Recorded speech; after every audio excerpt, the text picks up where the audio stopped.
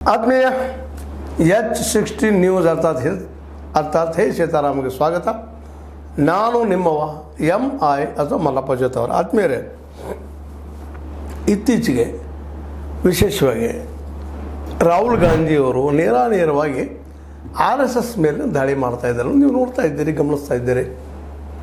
RSS ಮತ್ತು ಅದರ ಶಿಕ್ಷಣ ನೀತಿ ಆಗಿರ್ಬೋದು, ಸಾಂಸ್ಕೃತಿಕ ನೀತಿ ಆಗಿರ್ಬೋದು, ಮತ್ತೇನೋ ಆಗಿರ್ಬೋದು, ಇದು ತಪ್ಪು ಹಾದಿ ಹೋಯ್ತಾ ಇದೆ ಇದು ಅನ್ನುವಂಥ ಆರೋಪ. ಜೊತೆಗೆ ನಮ್ಮನ್ನು ಯಾವುದೋ ಕಾಲಕ್ಕೆ ಹೋಯ್ತಾ ಇದೆ. ಅದರಲ್ಲೂ ಶಿಕ್ಷಣದ ವಿಷಯಕ್ಕೆ ಬಂದಾಗ ನಮ್ಮನ್ನು ಸಂಪ್ರದಾಯವಾದಿಗಳನ್ನಾಗಿ ಮತ್ತೇನೋ ಆಗಿ ಮೂಡಿಸ್ತಾ ಇದೆ, ತಯಾರಿಸ್ತಾ ಇದೆ. ವಿಚಾರಧಾರೆಗಳು ತಪ್ಪಿದ್ದಾವೆ ಅಂತ ಹೇಳ್ತಾ ಇದ್ದಾರೆ. ನಿಧಾನಕ್ಕೆಲ್ಲ ಶಿಕ್ಷಣ ಸಂಸ್ಥೆಗಳು, ಅದರಲ್ಲೂ ಮುಖ್ಯವಾಗಿ ಇವತ್ತು ಯೂನಿವರ್ಸಿಟಿಗಳಾಗಿರ್ಬೋದು, ಮತ್ತೇನೋ ಆಗಿರ್ಬೋದು, ಅಲ್ಲೆಲ್ಲ RSSದ ಗೆರಡಿಯಲ್ಲಿ ತಯಾರಾದಂಥ ಚಾನ್ಸಲರ್ಗಳಾಗಲಿ, ಕುಲಪತಿಗಳಾಗಲಿ ಮತ್ತು ಅವ್ರು ನೇಮಿಸುವಂಥ ಕೆಲಸ ನಡೆದ. ಇದು ತಪ್ಪು, ಇದಾಗಬಾರ್ದು. ಯಾಕಂದ್ರೆ ದೇಶ ಒಂದು ಧರ್ಮದ ದೇಶ ಆಗಿ ಉಳಿದಿಲ್ಲ. ಎಲ್ಲ ದೇಶಗಳು, ಎಲ್ಲ ಭಾಷೆ, ಎಲ್ಲರ ದೇಶವೂ ಇದಾಗಿದೆ, ವೈವಿಧ್ಯತೆ ಇಲ್ಲದ. ಅಂಥ ಒಂದು ಸತ್ಯ ಸಂಗತಿಗಳ ಆಧಾರದ ಮೇಲೆ ರಚಿತವಾದ ಇತಿಹಾಸದ ನೆಲೆಗಟ್ಟಿನಲ್ಲೇ ನಮ್ಮ ದೇಶ ಮುಂದೆ ನಡೀತಾ ಇದೆ. ಎಲ್ಲರೂ ಕೂಡಿಕೊಂಡು ಹೊಂದಾಣಿಕೆ ಮಾಡ್ಕೊಂಡು ಹೋಗುವಂಥ ಒಂದು ವ್ಯವಸ್ಥೆ ಮಾಡಬೇಕಾಗಿದೆ. ಅದಕ್ಕೆ ಈ ದಿಶೆಯಲ್ಲಿ ನಮ್ಮ ರಾಷ್ಟ್ರೀಯ ಶಿಕ್ಷಣ ನೀತಿ ಎಡುತ್ತಾ ಇದೆ ಅನ್ನೋ ಕಾರಣಕ್ಕಾಗಿ ಅವರು ಇತ್ತೀಚೆಗೆ ಜಂತರ್ ಮಂತರದಲ್ಲಿ ಒಂದಿಷ್ಟು ಇಂಡಿಯಾ ಏನು ಘಟಬಂಧನ ಅದ ಸಂಘಟನೆ ಅದ, ಆ ಸಂಘಟನೆಗೆ ಪರವಾಗಿದ್ದಂತಹ ಒಂದಿಷ್ಟು ಜನರ ಅಂದರೆ ವಿದ್ಯಾರ್ಥಿಗಳ ಮುಂದೆ ತಮ್ಮ ಮಾತನ್ನು ಮಾತಾಡಿದ್ದಾರೆ. ಈ ದೇಶನ ಏನಪ್ಪ ಅಂದ್ರೆ ದೇಶದ ಶಿಕ್ಷಣವನ್ನು ಮೆಲ್ಲಗ ನಮ್ಮ ರಾಷ್ಟ್ರೀಯ ಸ್ವಯಂ ಸೇವಕ ಸಂಘ ತನ್ನ ಸುಪರ್ದಿಗೆ ತೆಗೆದುಕೊಳ್ತಾ ಇದೆ. ಇದರಿಂದ ಶಿಕ್ಷಣ ಮತ್ತು ನಮ್ಮ ವಿಚಾರಧಾರೆಗಳೆಲ್ಲ ಸಂಪ್ರದಾಯವಾದ ನೆಲೆಗಟ್ಟಿನಲ್ಲಿ ಹೋಗ್ತಾ ಇದ್ದಾವೆ. ಮನಸ್ಸುಗಳು ಏನಾಗ್ತಾವಪ್ಪ ಅಂತಂದ್ರೆ ಧರ್ಮದ ನೆಲೆಗಟ್ಟಿನಲ್ಲೇ, ಮತ್ತೊಂದು ನೆಲೆಗಟ್ಟಿನಲ್ಲೇ, ವರ್ಣಾಶ್ರಮ ನೆಲೆಗಟ್ಟಿನಲ್ಲೇ, ಮನೋವಾದ ನೆಲೆಗಟ್ಟಿನಲ್ಲ ಮುಂದೆ ಹೋಗುವಂಥ ಸಾಧ್ಯತೆಗಳಿದ್ದಾವೆ. ಇದನ್ನು ತಡಿಬೇಕಾಗಿದೆ. ಅದಕ್ಕೆ ನಾವು ಜಾಗೃತರಾಗಬೇಕಾಗಿದೆ ಅಂತ ಮಾತಾಡಿದ್ದಾರೆ, ಆ ದಿಶೆಯಲ್ಲಿ ಮಾತಾಡಿದ್ದಾರೆ. ಅದಕ್ಕೆ ಈ ಸೋಮವಾರ ನಡೆದಂಥ ಈ ಕಾರ್ಯಕ್ರಮದಲ್ಲಿ ಜಂತರ್ ಮಂತರಲ್ಲಿ ಬಂದು ವಿದ್ಯಾರ್ಥಿ ಜಾಗೃತಿ ಮಾಡೋ ಕೆಲಸ ಮಾಡಿದ್ದಾರೆ. ದೇಶದ ಶಿಕ್ಷಣ ವ್ಯವಸ್ಥೆ ಮತ್ತು ಭವಿಷ್ಯವನ್ನು ಹಾಳು ಮಾಡಲು ಒಂದು ಸಂಸ್ಥೆಯು ಬಯಸಿದೆ. ಆ ಸಂಸ್ಥೆಯ ಹೆಸರು ರಾಷ್ಟ್ರೀಯ ಸ್ವಯಂ ಸೇವಕ ಸಂಘ. ನೇರವಾಗಿ ಆರೋಪ ಇದು ಹೀಗೆ ಮಾಡ್ತಾ ಇದೆ. ಶಿಕ್ಷಣ ವ್ಯವಸ್ಥೆಯು ಅದರ ಕೈಯಲ್ಲಿ ಸಿಕ್ಕರೆ ದೇಶವೇ ನಾಶವಾಗಲಿದೆ. ಈಗಾಗಲೇ ಶಿಕ್ಷಣ ವ್ಯವಸ್ಥೆಯು ಮೆಲ್ಲಗೆ RSS ಕೈಗೆ ಹೋಗುತ್ತಿದೆ. ಇದು ಮುಂದುವರೆದಲ್ಲಿ ಯಾರೊಬ್ಬರಿಗೂ ಕೆಲಸ ಸಿಗುವುದಿಲ್ಲ, ಇಡೀ ದೇಶದ ಕಥೆಯೇ ಮುಗಿಯಲಿದೆ ಅನ್ನುವಂಥ ಮಾತನ್ನು ಮಾತಾಡೋದ್ರ ಜೊತೆಗೆ ದೇಶದ ಶಿಕ್ಷಣ ವ್ಯವಸ್ಥೆ ವಿಚಾರದಲ್ಲಿ ಮಾತ್ರ ಎಂದಿಗೂ ರಾಜ್ಯ ಆಗುವುದಿಲ್ಲ ಅನ್ನೋ ಮಾತನ್ನು ಸ್ಪಷ್ಟಪಡಿಸಿದ್ದಾರೆ. ಇಲ್ಲ, ಒಂದು ವಿಷಯ ನಾವು ಗಮನಿಸಬೇಕಾಗಿದೆ. ಈ ಹೊಸ ಶಿಕ್ಷಣ ನೀತಿಯಿಂದಾಗೆ ಯಾರೊಬ್ಬರಿಗೂ ಉದ್ಯೋಗ ಸಿಗುವುದಿಲ್ಲ ಅನ್ನುವಂಥ ಮಾತನ್ನು ಮಾತಾಡಿದ್ದಾರೆ, ಕೆಲಸ ಸಿಗುವುದಿಲ್ಲ ಅನ್ನುವಂಥ ಮಾತಾಡಿದ್ದಾರೆ, ಮತ್ತು ಇಡೀ ದೇಶದ ಕಥೆಯೇ ಮುಗಿಯಲಿದೆ ಅಂತ ಎರಡು ಮಾತು ಮಾತಾಡಿದ್ದಾರೆ. ಎಲ್ಲರಿಗೂ ಉದ್ಯೋಗ ಸಿಗುವುದಿಲ್ಲ ಅನ್ನುವಂಥ ಶಿಕ್ಷಣ ನೀತಿ ಅನ್ನೋದು ಇಲ್ಲಿವರೆಗೆ ಕಾಂಗ್ರೆಸ್ ಸದಾ ಆದರೂ ಎಷ್ಟು ಜನರಿಗೆ ಉದ್ಯೋಗ ಕೊಟ್ಟದು ಅನ್ನುವಂಥದ್ದು ಅಷ್ಟೇ ಪ್ರಶ್ನೆ ಅದ. ಯಾಕಂದ್ರೆ ಇವತ್ತು ನಿರುದ್ಯೋಗ ಸಮಸ್ಯೆ ಕೇವಲ BJP ಬಂದ ಮೇಲೆ ಹೆಚ್ಚಾಯಿತು ಅಥವಾ ಮತ್ತೇನಾಯಿತು ಅಂತಿಲ್ಲ. ಇಲ್ಲೇ ಎಲ್ಲರೂ ಇಲ್ಲಿ ಉದ್ಯೋಗ ಕೊಡಿಸುವಂಥ ಒಂದು ವ್ಯವಸ್ಥೆ ಬೇಕಂತೇಳಿ ಕಾಂಗ್ರೆಸ್ ಇದ್ದಾಗೂ ಪ್ರಯತ್ನ ಮಾಡಿದ್ದಾರೆ, ಅದಾಗಿಲ್ಲ. ಈಗ BJPಗರು ಅವರು ಮಾಡ್ತಾರೆ ಅಂತ ಹೇಳ್ತಿದ್ದಾರೆ, ಮಾಡಿದ್ದಾರೆ, ಅದು ಆಗ್ತಾಯಿಲ್ಲ. ಇದಕ್ಕೆ ಕಾರಣ ಏನಪ್ಪ ಅಂದ್ರೆ ಕೇವಲ ಶಿಕ್ಷಣವನ್ನು ಕೆಲವು ಜನರ ಕೈಲಿ ಉಳಿಸ್ಕೊಂಡು ಬಂದಿದ್ದಾಗಿದೆ ಅಂತೇಳಿ. ಯಾಕಪ್ಪ ಈ ಮಾತಾಡ್ತಾ ಇದ್ದೇನೆಂದ್ರೆ ಇದು ಘಂಟಾಘೋಷವಾಗಿ ಶಿಕ್ಷಣ ಎಲ್ಲರಿಗೂ ಸಿಗ್ತಾನೆ ಇಲ್ಲ. ಯಾವ ಶಿಕ್ಷಣ ಸಿಗಲಿ? ಮೊದಲು ಶಿಕ್ಷಣ ರೈಟ್ ವಿಂಗ್ ಶಿಕ್ಷಣ, ಇದು ಲೆಫ್ಟ್ ವಿಂಗ್ ಶಿಕ್ಷಣ, ಯಾವ ವಿಂಗ್ ಆದ್ರೂ ಮೊದಲು ಬದುಕೋದಕ್ಕೆ ಅನುಕೂಲ ಮಾಡಿಕೊಡ್ಬೇಕು. ಅದಕ್ಕೆ ಮುಖ್ಯ ಶಿಕ್ಷಣ ಮೊದಲು ಆಗಬೇಕು ಎಲ್ಲರಿಗೂ. ಅದು ಸಂಪ್ರದಾಯ ಬಂದಂಥ ಹಿಂದಿನ ಉಪಕಥೆಗಳನ್ನಾಗಲಿ, ಪುರಾಣ ಪುಣ್ಯಕಥೆಗಳನ್ನ ಹೇಳಿ ಅವ್ರು ಏನು ಹೇಳ್ತಾರೆ ಹೇಳಿ ಅಟ್ಲೀಸ್ಟ್ ಓದೋದಕ್ಕೆ, ಬರೀದಕ್ಕೆ, ಮಾಡೋದಕ್ಕೆ ನಮ್ಮ ಪ್ರತಿಯೊಬ್ಬ ವಿದ್ಯಾರ್ಥಿ ಬರಬೇಕಲ್ಲ, ತಿಳ್ಕೊಳ್ಬೇಕಲ್ಲ. ಅದನ್ನು ಸೈಂಟಿಫಿಕ್ ಟೆಂಪರ್ ಬೆಳೆಸುವಂಥ ಸೈನ್ಸದ ವಿಷಯಗಳನ್ನ ತಿಳಿಸ್ಬೇಕಲ್ಲ ಅವ್ರಿಗೆ.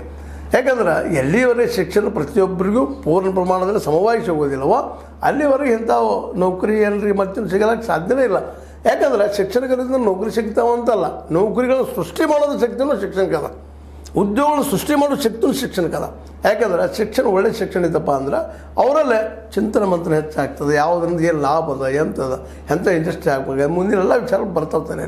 ಬಂದಾಗ ಮುಂದಿನ ವಿಷಯಗಳು ಫೈನಾನ್ಸಲ್ಲಿ ಬರ್ತದೆ. ಹೇಳಿದಾಗ ಫೈನಾನ್ಸ್ ಬಂದಾಗ ಮಾತ್ರ ಆ ಸಂದರ್ಭದಲ್ಲಿ ದೇಶದ ಕರ್ತವ್ಯ ಏನಪ್ಪ ಅಂದ್ರೆ, ಒಂದು ಆಡಳಿತ ಕರ್ತವ್ಯ ಏನಪ್ಪ ಅಂದ್ರೆ, ಯಾರು ಉದ್ಯೋಗ ಸೃಷ್ಟಿ ಮಾಡ್ತಾರೆ ಅಂತಾರಲ್ಲ ಅವ್ರಿಗೆಲ್ಲ ಅನುಕೂಲವನ್ನು ಮಾಡಿಕೊಡೋದು. ಯಾವುದೋ ದೇಶದಿಂದ ಬಂದಂಥವು ನಾವು ಫಂಡ್ ಹಾಕ್ತೀವಿ ಮತ್ತೇನೋ ಮಾಡ್ತೀವಿ ಅಂತ ಅವ್ರಿಗೆ ನೀವು ಬೇಕಾದ ಕೊಡ್ತಾಯಿದ್ರಿ. ಇದೇ ದೇಶದಲ್ಲಿದ್ದಂಥ ನಾವು ಮಾಡಿದ್ರಪ್ಪ ಇಂಥ ಉದ್ಯೋಗ ಸೃಷ್ಟಿ ಮಾಡಿದ್ರು, ನೂರಾರು ಮಂದಿ ಉದ್ಯೋಗ ಕೊಡ್ತೀವಿ ಅಂತವಾಗ ನಾವು ಅನುಕೂಲಗಳನ್ನು ಯಾಕೆ ಒದಗಿಸ್ಕೊಡ್ತಾ ಇಲ್ಲ ಅಂತ, ಅವ್ರಿಗೆ ಯಾಕೆ ಭೂಮಿಗಳನ್ನು ಕೊಡ್ತಾ ಇಲ್ಲ, ದುಡ್ಡು ತೊಗೊಂಡು ಬರ್ಬೇಕಂತ ಹೇಳ್ತೀರಿ, ದುಡ್ಡು ಎಲ್ಲಿ ತರಲಿಕ್ಕೆ ಸಾಧ್ಯ? ದುಡ್ಡಿಲ್ಲದ ಎಷ್ಟೋ ಪಾಪ ವಿದ್ವತ್ತಿದ್ದ ಜನ ಇದ್ದಾರೆ, ಅವ್ರಿಗೆ ಅವಕಾಶನೇ ಇಲ್ಲ. ಅವ್ರು ಏನಪ್ಪ ಅಂತಂದ್ರೆ ಒಂದು ದೊಡ್ಡ ಬೆಳೆದಂಥ ಸಂಸ್ಥೆನೇ ಯಾವುದೂ ಇರ್ತದೆ, ಅಲ್ಲಿ ಹೋಗಿ 10,000 50,000 ಕೆಲಸಕ್ಕೆ ಸೇರುವಂಥದ್ದು ಮಾಡಿದ್ರು ಸ್ವತಃ ಉದ್ಯೋಗ ಸೃಷ್ಟಿ ಮಾಡುವಂಥ ಶಿಕ್ಷಣ ಇಲ್ಲಿವರೆಗೆ ಆಗಿಲ್ಲ. ಅದು ಮೆಕಾಲೆ ಶಿಕ್ಷಣ ನಿಮಗೆ ಗೊತ್ತದ. ಇವತ್ತು ಬಿ ಜೆ ಪಿಗರು ಇರ್ಬೋದು, ಕಾಂಗ್ರೆಸ್ಗಿರ್ಬೋದು, ನಾವು ಮೆಕಾಲೆ ಶಿಕ್ಷಣ ಮಾಡ್ತಾಯಿದ್ವಿ. ಕ್ಲರ್ಕ್ಗಳನ್ನು ತಯಾರು ಮಾಡುವಂಥದ್ದು, ಉದ್ಯೋಗ ಸೃಷ್ಟಿ ಮಾಡುವಂಥದ್ದು ಯಾವುದೂ ಇಲ್ಲ. ಯಾಕಿಲ್ಲ ಅಂತಂದ್ರೆ ಅದನ್ನು ಕಲಿಸುವಂಥ ಶಕ್ತಿ ಮೆಕಾಲೆ ಶಿಕ್ಷಣಕ್ಕೆ ಇಲ್ಲ. ಮೆಕಾಲೆ ಶಿಕ್ಷಣ ಏನು ಮಾಡೋದಪ್ಪ ನಿಮಗಂದ್ರೆ ಲೆಕ್ಕ ಕಲಿಸ್ತದ, ಬರೆಯೋದು ಕಲಿಸ್ತದ, ಓದೋದು ಕಲಿಸ್ತದ, ಆಯಿತು. ಚಿಂತನಾ ಶಕ್ತಿ ಬೆಳೆಸಬೇಕಾಗಿದೆ. ನಾವೆಲ್ಲರೂ ಏನು ಮಾಡ್ತಾಯಿದ್ವಿಪ್ಪ ಅಂದ್ರೆ ಮಕ್ಕಳಿಗೆ ಪರ್ಸೆಂಟೇಜ್ ಮಾಡೋದು ಬೆಳಿತೀವಿ, A+, A, B ಏನು ಎಲ್ಲ ಕೊಡ್ತಾಯಿದ್ವಿ, 90%, 95%, 80 ಇದಕ್ಕೆ ಬೆಳಿತೀವಿ. ನಾವು ಉದ್ಯೋಗ ಸೃಷ್ಟಿ ಮಾಡುವಂಥ ಮನಸ್ಥಿತಿಯನ್ನು ಮಕ್ಕಳಲ್ಲಿ ಬೆಳೆಸ್ತಾ ಇಲ್ಲ ಅನ್ನೋದು ಇವು ಎರಡು ಪಕ್ಷಗಳಿಗಿಲ್ಲ, RSSಗೂ ಇಲ್ಲ ಈ ವಿಷಯದಲ್ಲಿ. ಕೇವಲ ಇಲ್ಲೇ ಏನಪ್ಪ ಅಂದರೆ ಬಿಸ್ನೆಸ್ ಮ್ಯಾನ್ಗಳಿಗೆ ಲೆಕ್ಕಪತ್ರ ಬರೆದಿರುವಂಥದ್ದು, ಇಂಡಸ್ಟ್ರಿ ಎಸ್ಟಾಬ್ಲಿಷ್ ಆಗಿದೆ ಅದನ್ನು ಬರೆದಿರುವಂಥದ್ದು, ಅದು ಹೊಸ ಇನ್ವೆನ್ಷನ್ ಮಾಡಬೇಕು, ಸಂಶೋಧನೆಗಳು ಮಾಡಬೇಕು, ಅದಕ್ಕೆ ಅವಕಾಶಗಳು ಕೊಡಬೇಕು ಅನ್ನೋದು ಎಲ್ಲೂ ಇಲ್ಲ. ಅದು ಎಲ್ಲ ಮಕ್ಕಳು ಸಿಗಬೇಕು ಅನ್ನೋದು ಇನ್ನೂ ದೂರದ ಮಾತು. ಯಾಕಪ್ಪ ಅಂದ್ರೆ ಹೈಯರ್ ಎಜುಕೇಷನ್ ಕಲಿಬೇಕಾದ್ರೆ ಇವತ್ತು ಲಕ್ಷಗಳಲ್ಲಿ ಖರ್ಚು ಮಾಡುವಂಥ ಪ್ರಸಂಗದ. ಅದರ ಬದಲಾಗಿ ಸರ್ಕಾರ ಜವಾಬ್ದಾರಿ ತೊಗೊಂಡ ಪ್ರತಿಭಾವಂತ ವಿದ್ಯಾರ್ಥಿ ಎಲ್ಲರಿಗೂ ಅವಕಾಶ ಕೊಟ್ಟರೆ ನಿಶ್ಚಿತವಾಗಿ ಡೆವಲಪ್ ಆಗ್ತದೆ ರೀ. ಯಾಕಾಗೋದಿಲ್ಲ?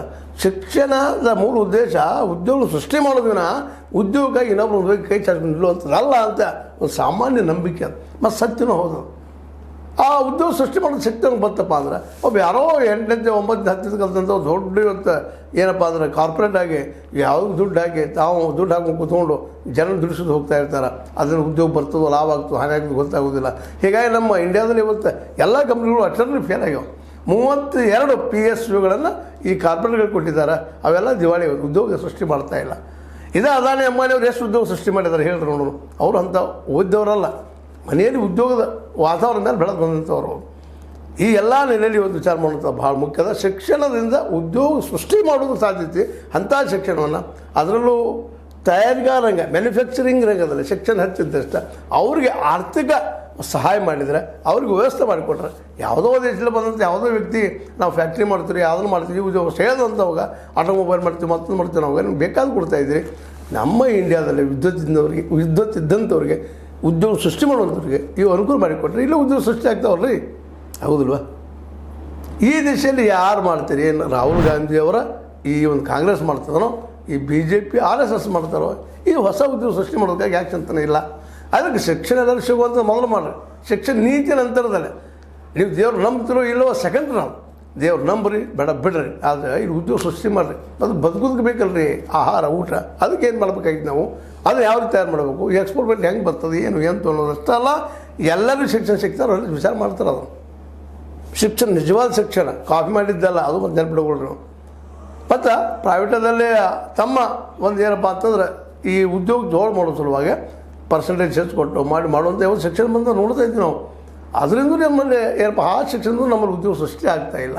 ಅದಕ್ಕೆ ಇವತ್ತು ಕೇವಲ ನಮ್ಮ ಕಾಂಗ್ರೆಸ್ ನಾಯಕರಾದಂಥ ರಾಹುಲ್ ಗಾಂಧಿಯವರು RSS ಶಿಕ್ಷಣ ನೀತಿ ಅನ್ನೋಕ್ಕಿಂತರೂ ನಾವು ಉದ್ಯೋಗ ಸೃಷ್ಟಿ ಮಾಡುವಂಥ ಶಿಕ್ಷಣ ನೀತಿ ಬರಲಿ, ಎಲ್ಲರೂ ಸಿಗಲಿ ಅನ್ನೋದಕ್ಕೆ ಬೆನ್ನು ಹತ್ತಬೇಕು. ಮತ್ತು ತಮ್ಮ ಸರ್ಕಾರಗಳು ಎಷ್ಟು ಮಾಡ್ತಾ ಇದ್ದಾವೆ ಇದನ್ನು?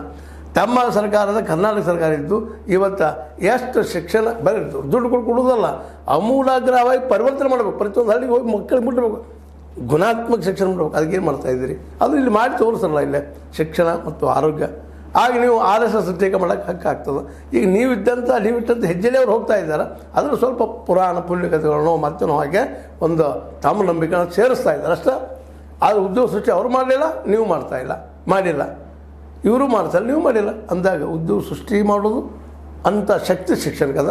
ಆ ಶಿಕ್ಷಣ ಎಲ್ಲರೂ ಸಿಗೋಂಗೆ ಮಾಡಿದ್ರೆ ಇವತ್ತು ಯಾರು ಟೀಕೆ ಮಾಡೋ ಅವಶ್ಯಕತೆ ಇಲ್ಲ. ಆದರೂ RSSಗಾಗಿ ಶಿಕ್ಷಣ ದೇಶ ಹಾಳಾಗ್ತೈತಿ ಅನ್ನೋದು ಒಂದು ಸಂಪ್ರದಾಯ ನೆಲೆಗಟ್ಟಿನಲ್ಲಿ ಅಷ್ಟು ತಿಳ್ಕೊಬೇಕು ವಿನಃ ಅವರು ಸಹ ಇವತ್ತು ಸೈಂಟಿಫಿಕ್ ನೆಂಪರ್ ಬೆಳೆಸಿ, ಎಲ್ಲರಲ್ಲೂ ವೈಜ್ಞಾನಿಕ ಚಿಂತನೆಗಳನ್ನು ಬೆಳೆಸಿ ಒಂದು ಕೈಗಾರಿಕೆಗಳು ತಯಾರು ಮಾಡೋದು ಶಕ್ತಿಯನ್ನು ನಮ್ಮ ಮಕ್ಕಳನ್ನ ಹಾಕಿಸಿದ್ರೆ, ಎಲ್ಲರಿಗೂ ಶಿಕ್ಷಣ ಫ್ರೀಯಾಗಿ ಕೊಡಿಸಿದ್ರೆ ನಿಶ್ಚಿತವಾಗಿ RSS ಅವ್ರು ಯಾಕೆ ಮಾಡಬಾರ್ದು ಕೆಲಸ? ಅವ್ರ ಶಿಕ್ಷಣ ಯಾಕೆ ದಾರಿ ತಪ್ಪಿಸ್ತದೆ ಅಂತ ನಾವು ಇವತ್ತು ಅವ್ರನ್ನ ಕೇಳಬೇಕಾಗ್ತದೆ. ಅದಕ್ಕೆ ಇಬ್ಬರು ಕಾಂಗ್ರೆಸ್ ಮತ್ತು BJPಗರು ಇಲ್ಲಿವರೆಗೆ ಉದ್ಯೋಗ ಸೃಷ್ಟಿ ಮಾಡುವಂಥ ಶಿಕ್ಷಣ ಕೊಟ್ಟಿಲ್ಲ. ಅದಕ್ಕೆ ಸಹಕಾರಿ ಆಗುವಂಥ ವಾತಾವರಣ ನಿರ್ಮಾಣ ಮಾಡಿಲ್ಲ.